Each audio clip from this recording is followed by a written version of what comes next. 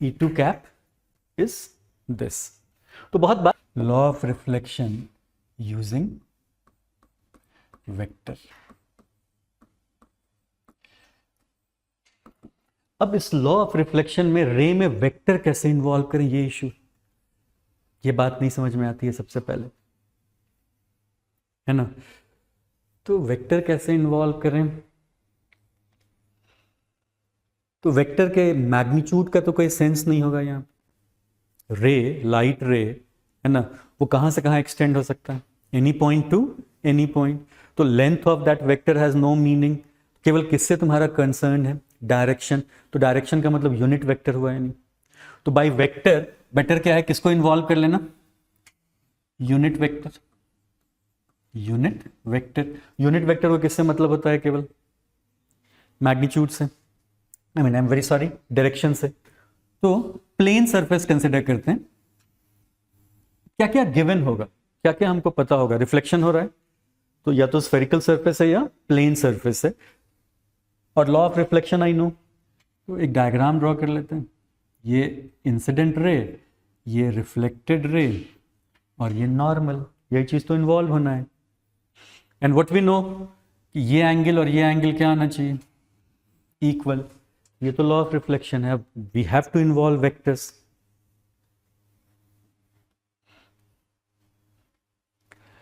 अब देखो हम यहाँ कुछ लिख रहे हैं, लेट अस से दिस इज E1 कैप, कोई भी सिंबल हो सकता था, cap E1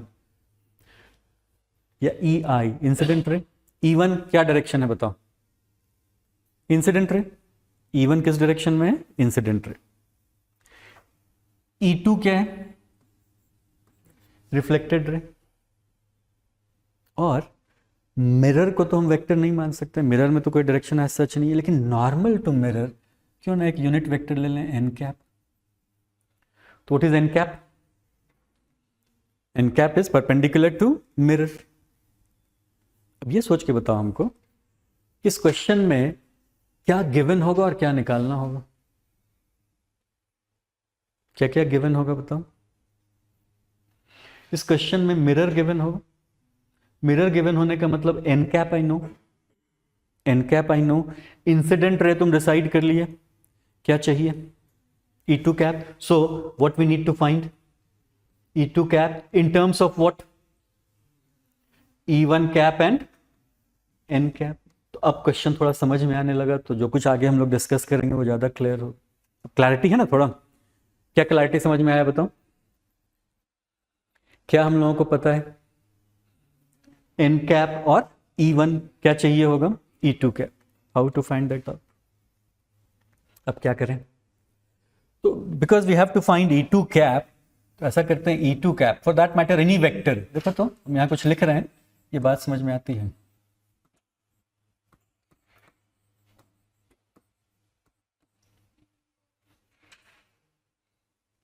any vector can be resolve, चाहे वो यूनिट वेक्टर भी क्यों ना हो। सो एक मिस्टेक है यहां पे, ये कैप तो नहीं होगा, ये वेक्टर होगा। यूनिट वेक्टर को रिजॉल्व करोगे तो कंपोनेंट भी यूनिट वेक्टर आएगा, नहीं कुछ और आएगा, क्योंकि इस दोनों को स्क्वायर करके ऐड करेंगे तब 1 होगा ना। ये बात समझ में आई। तो हम लोग क्या किए, किसको रिजॉल्व कर रहे हैं, किस किस तरफ, perpendicular, perpendicular to what, perpendicular का मतलब क्या है, अलोंग एन कैप, और पैरेलल मतलब पैरेलल टू रिफ्लेक्टिंग सरफेस। तो यहां ऐसा शो कर देते हैं, ये this is what is, I mean ये मेरा एन कैप है, तो we are taking this to be perpendicular, और इसको कौन सा डायरेक्शन ले रहे हैं, parallel. Instead of x and y we are doing this. E2 cap ही तो निकालना है, क्वेश्चन क्या है, क्या निकालना है हम लोगों को, E2 कैप। अब पर्पस समझ में आ जाएगा तुरंत, क्या गिवन है बताओ, ठीक से बताना है एक चीज। देखें तो मैकेनिक्स का कोई कॉन्सेप्ट यूज करके उसको फिगर आउट कर सकते हो।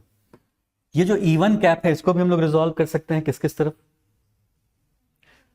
Perpendicular and parallel. तो यहीं पे शो करते हैं E1 का एक, ये कौन सा कंपोनेंट कहलाएगा, परपेंडिकुलर, और ये कौन सा कंपोनेंट होगा, पैरेलल। E1 पैरेलल ऐसा शो कर दो।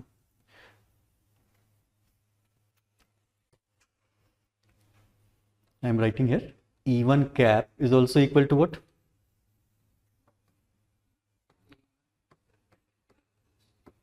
Plus E1 parallel, equation 1, equation 2, ये हो सकता है 1 and 2.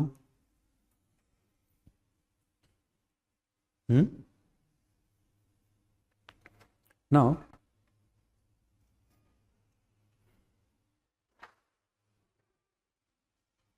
ठीक से E1 parallel and E2 parallel, what do you think? E1 parallel and E2 parallel will be different or same? क्योंकि वो कैसे ट्रैवल कर रहा है, वो परपेंडिकुलर या पैरेलल टू सरफेस, तो दैट कंपोनेंट विल चेंज या नो चेंज? नो चेंज, इसमें तो कोई चेंज नहीं होना है. तो यहाँ क्या लिख लें? E2 पैरेलल किसके बराबर?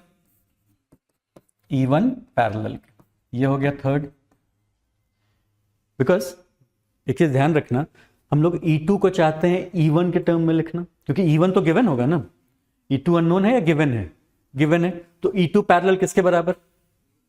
E1 parallel. अब क्या बच गया? E2 परपेंडिकुलर और E1 परपेंडिकुलर में कोई रिलेशन समझ में आता है? ना फोकस करो E1 परपेंडिकुलर पे, वो इस डायरेक्शन में. कैसा इंसिडेंस है वो? नॉर्मल. नॉर्मल इंसिडेंस है ना. रिफ्लेक्टेड रे किधर होगा? Opposite direction. रिफ्लेक्टेड रे किधर होगा?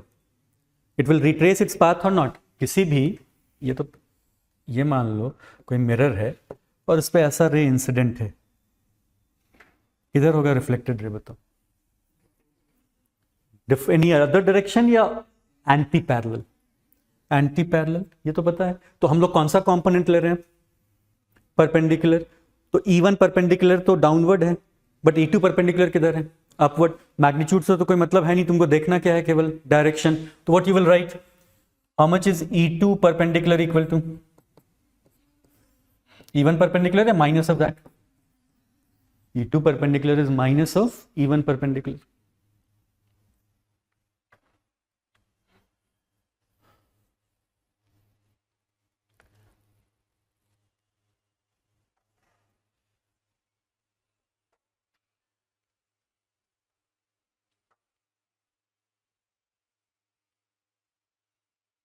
Now, E2 cap इक्वेशन 1 को देखते हैं.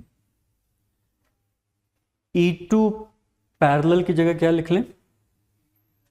E2 parallel is E1 parallel. और यहां से E1 पैरेलल कितना है सेकेंड इक्वेशन से? E1 कैप माइनस, और E1 परपेंडिकुलर और E2 परपेंडिकुलर रिलेटेड है या नहीं? तो एक रास्ता अब दिखता है. क्या क्या किया जाए बताओ? 1 2 3 4 सारा वैल्यू कहां कोशिश करते हैं सब्स्टिट्यूट करने का? 1 में. खुद से देखो तो इक्वेशन लिख के क्या लिख सकते हो? What can we write?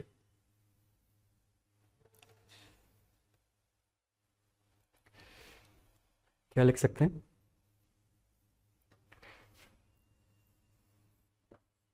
E2 cap is equal to, एक एक करके लिखते हैं.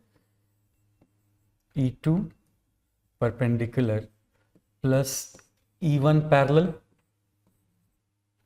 E2 पर पैरेलल को क्या लिख लिया? E1 parallel. सेकेंड इक्वेशन से how much is E1 parallel?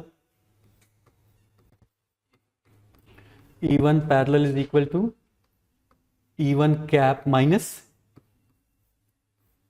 E1 cap minus E1 perpendicular.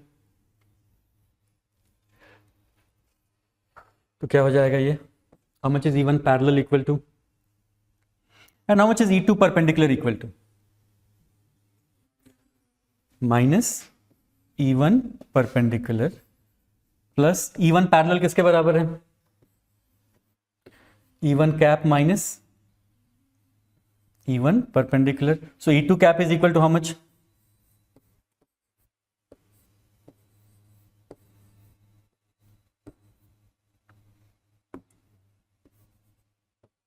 ऐसा है.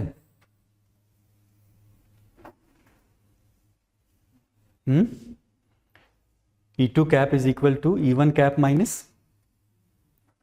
2 E1 परपेंडिकुलर. ये आएगा. तो अब सारा का सारा इशू क्या हो गया? अब किसको मैनिपुलेट करना? E1 परपेंडिकुलर, E1 परपेंडिकुलर, यही है ना? ठीक से बताना, what is E1 perpendicular? Vector notation भी है mind you. What is E1 perpendicular? Is vector या component of vector? Component of vector या vector component of vector? Component या वेक्टर कंपोनेंट? वैसा लिखो, this is perpendicular vector component of क्या? Perpendicular vector component of, perpendicular vector component of E1 cap. Perpendicular है ना component, और vector component है किस वेक्टर का? E1 cap. क्या लिख सकते हो? देखें किसको याद है कंपोनेंट निकालना, कुछ याद आता है? How much is this E1 perpendicular equal to? चलो हमको स्केलर कंपोनेंट ही पहले बताओ. याद है component, vector component and scalar component क्या अंतर होता है? वेक्टर A है तो ये x कंपोनेंट हो गया ax, उसको i कैप से मल्टीप्लाई कर दिए तो क्या आ गया ax into I cap, vector component. So how you get vector component from scalar component? Multiply by unit vector, multiply by unit vector. तो पहले E1 परपेंडिकुलर कंपोनेंट बताओ जरा. बता सकते हो E1 परपेंडिकुलर? खुद सोच के देखो तो, खुद से सोचो. There is no theta, we don't know theta.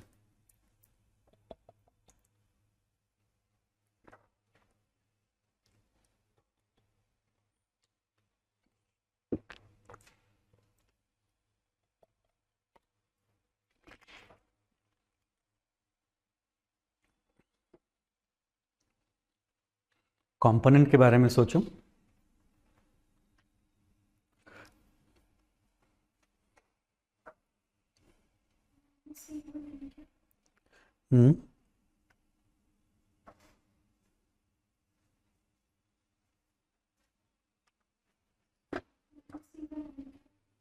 ना, ठीक से ठीक से ठीक से.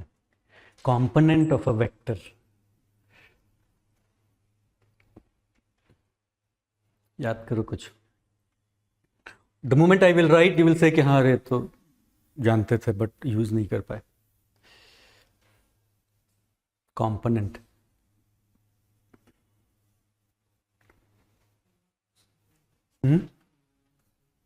E1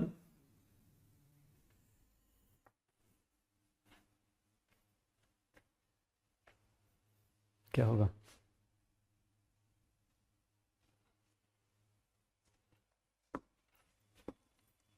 चलो let us have a quick recap. ये ड्रॉ करो तो बगल में वहीं पे ड्रॉ लाइन, और ऐसा ड्रॉ कर लो कोई वेक्टर है दिस एंगल इज थीटा. एक most simple case, most elementary case, जल्दी से कंप्लीट करते हैं. If I ask you how much is x component of a, what you will say? a cos theta and y component a sin theta, isn't it? तो ax you say is a cos theta, और ये हम बताए थे, याद करो तो. इसको ऐसा नहीं लिख सकते थे?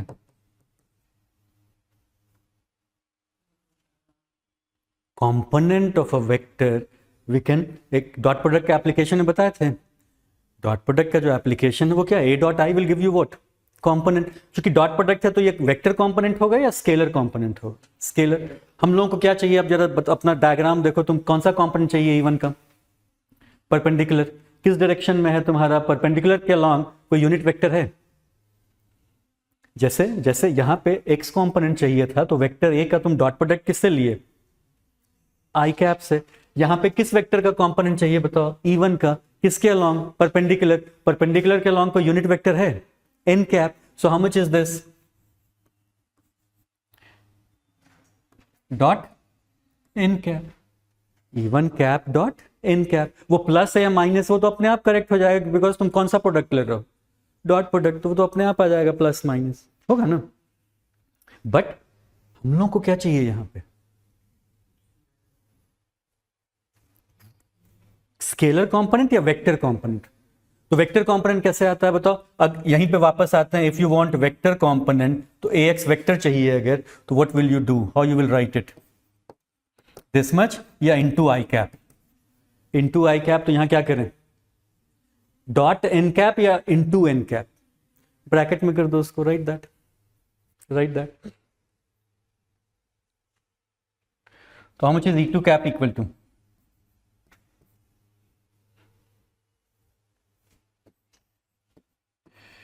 E1 कैप माइनस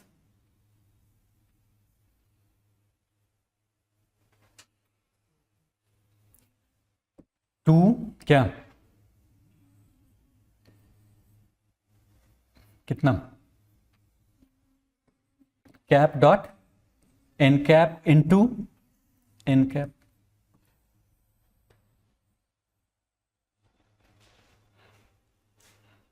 इसी को क्या कहते हैं, law of reflection using vectors, law of reflection using vectors. But एक क्वेश्चन पे फोकस हम लोग, एक पार्ट पहले ऐसा मेंशन कर दो, law of reflection using vectors. You know meaning of symbol, E1 cap, n cap क्या है, और E2 कैप तुम निकाल लिए किसके हेल्प से, E1 cap and n cap. E1 cap लेंगे ना यहां भी, क्योंकि किसका तुम कंपोनेंट निकाल रहे हो, E1 वेक्टर का, E1 कैप का ना, कंपोनेंट हम लोग किसका निकाल रहे हैं, E1 cap. But law of reflection में एक चीज तो हम लोग सोचे ही नहीं, वो ये था कि दोनों एंगल कितना होता है, इक्वल, दोनों एंगल इक्वल होता है, ये हम लोग मान के चल रहे हैं। और इसी कारण से ये कंपोनेंट सेम लिए थे, पैरेलल कंपोनेंट क्या लिए, सेम, और परपेंडिकुलर में क्या किए, माइनस साइन। तो ये जो बेसिक रीजन है, ये कब ले सकते हैं, ऐसा कब होगा, जब दोनों एंगल डिफरेंट हो या सेम हो। और मैकेनिक्स में विल डिस्कस अबाउट दैट, लेकिन कोलिजन, अगर इलास्टिक कोलिजन है और पार्टिकल ऐसे आके हिट करता है, तो वो किस एंगल पे रिबाउंड करता है, सेम एंगल। और इसका कारण क्या है, वहां पे तुम ज़्यादा बेटर समझ पाते हो कि momentum parallel to x axis will not change. कौन सा मोमेंटम चेंज होगा, वाई। लेकिन चूंकि इलास्टिक कोलिजन है तो, और एक मास इनफाइनाइट है, तो it rebounds with what speed, same speed. तो इसका कॉन्सेप्चुअल जो बेटर एस्पेक्ट, आई मीन जो फिजिक्स है इसके पीछे का, वो हम लोग मैकेनिक्स में डिस्कस करेंगे, वहां हम बता देंगे जब कोलिजन डिस्कस करेंगे ना। तो यहां कहीं मेंशन कर दो 3 और 4 में elastic collision, simply mention that elastic collision, तो लिंक खोजना बहुत आसान हो जाता है, everything becomes much much easier. तो will discuss that part in elastic collision. But optics के लिए E2 कैप इज दिस। तो बहुत बार बहुत सारे गाइड में, बुक में तुमको ये क्वेश्चन मिल जाता है कि which of following is law of reflection using vectors. तो दिक्कत होती है, तो ये जानना चाहिए, और बहुत डिफिकल्ट नहीं है, याद रखना भी डिफिकल्ट नहीं। इसको कितना यूज कर पाओगे उस पर हमेशा एक क्वेश्चन मार्क, कितना यूज कर पाएंगे, there is a question mark. लेकिन इसका तुरंत अगर एक एप्लीकेशन चाहिए, हम लोग आगे एप्लीकेशन डिस्कस करेंगे। तो now let us focus our attention on reflection at plane surface. वैसा लिख दो, reflection at plane surface, reflection at plane surface.